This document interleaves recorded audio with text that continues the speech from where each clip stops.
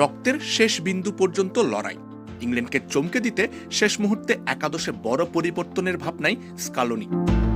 বিশ্বকাপের সেমিফাইনাল, প্রতিপক্ষ ইংল্যান্ড, শুধু আরেকটি ম্যাচ নয়, ইতিহাস, আবেগ আর ফাইনালের টিকিট সবকিছু জড়িয়ে আছে এই লড়াইয়ে। তাই লিওনেল স্কালোনিও কোনো ঝুঁকি নিতে চাইছেন না। আর্জেন্টিনার অনুশীলনে বারবার দেখা গেছে নতুন নতুন পরীক্ষা। সব ইঙ্গিত বলছে ইংল্যান্ডের বিপক্ষে মাঠে নামার আগে শেষ মুহূর্ত পর্যন্ত নিজের পরিকল্পনা গোপন রাখবেন বিশ্ব চ্যাম্পিয়ন কোচ। সেন্সিটিভিটি আমার নাই, আছে হোয়াইট প্লাস প্রো সেন্সিটিভ। দাঁতের সেন্সিটিভিটি ভুলে খান মন খুলে। সুইজারল্যান্ডের বিপক্ষে 3-1 ব্যবধানে জিতলেও আর্জেন্টিনার পারফরমেন্সে পুরোপুরি সন্তুষ্ট নন স্কালোনি। বিশেষ করে মাঝমাঠে গতি, প্রেসিং আর 2 উইং সামলানো নিয়ে তার উদ্বেগ স্পষ্ট। সেই কারণেই সবচেয়ে বড় প্রশ্ন এখন, রদ্রিগো ডি পল কি একাদশেই থাকছেন? আর্জেন্টাইন সংবাদ মাধ্যম ও ESPN এর একাধিক প্রতিবেদনে বলা হয়েছে, ডি পলের জায়গা নিয়ে এখন ত্রিমুখী লড়াই চলছে।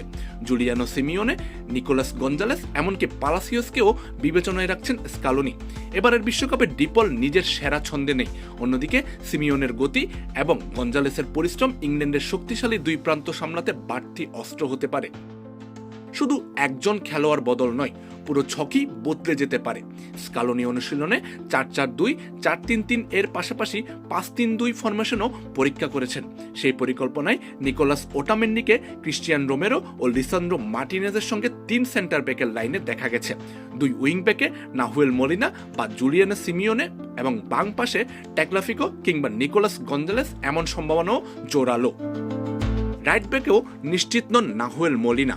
তার জায়গায় গঞ্জালো মন্টিয়েলকে খেলানোর চিন্তাও রয়েছে কোচের। অর্থাৎ সুইজারল্যান্ড ম্যাচের শুরুর একাদশ হুবহু ইংল্যান্ডের বিপক্ষে দেখা যাবে এমন সম্ভাবনা খুবই কম।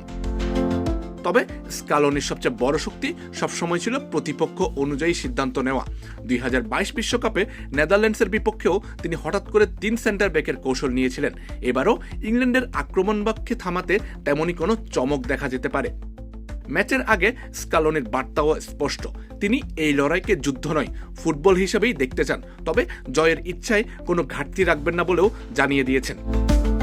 আমরা শেষ পর্যন্ত লড়ব, যদি পারি দারুণ, না পারলেও রক্তের শেষ বিন্দু, ঘামের শেষ ফোঁটা দিয়ে জয়ের জন্য লড়াই করব। অন্যদিকে ডি পলও জানিয়ে দিয়েছেন, ইংল্যান্ডের বিপক্ষে এমন ম্যাচের জন্যই নাকি তিনি ফুটবল খেলেন। এ ধরনের ম্যাচে তাকে সবচেয়ে বেশি অনুপ্রাণিত করে। এখন দেখার বিষয়, স্কালোনি শেষ পর্যন্ত অভিজ্ঞদের উপরেই আস্থা রাখেন, নাকি সিমিওনে, গঞ্জালেস কিংবা পালাসিওসদের মতো অপেক্ষায় থাকা মুখগুলোকে সুযোগ দিয়ে ইংল্যান্ডকে কৌশলগত চমক উপহার দেন। তবে একটা বিষয় নিশ্চিত, আর্জেন্টিনা শুধু প্রতিভার জোরে নয়, নিজেদের সবটুকু উজাড় করে দিয়ে ফাইনালের টিকিট ছিনিয়ে আনার লড়াইয়ে নামছে। আমজাদ হোসেন আবির, খেলা 71।